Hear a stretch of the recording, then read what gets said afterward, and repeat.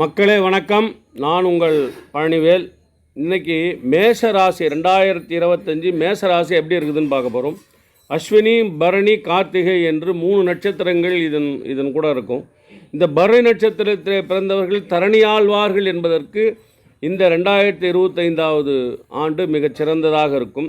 2 நிலைப்பாடாக இருக்குது. முதல் நிலைப்பாடு முதல் 5 மாதங்கள் ஒரு விதமாகவும், அடுத்த 5 மாதங்கள் மே மாதத்திலிருந்து மிக சிறப்பாக இருக்கும்.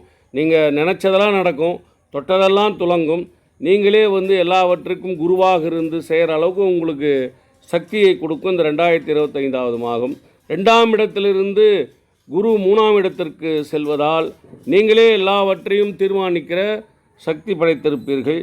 பாதசனி இருந்தாலும் அது உங்களை ஒன்றும் பண்ணாது. அது மட்டும் இல்லாமல் ராகு அருமையாக இருப்பதால் அது அருமையாக உங்களுக்கு நிலைப்பாட்டில் இருப்பதால் எல்லா விதமான நிகழ்வுகளும் நிகழும். எல்லாம் சந்தோஷமாக இருப்பீர்கள். வணக்கம்.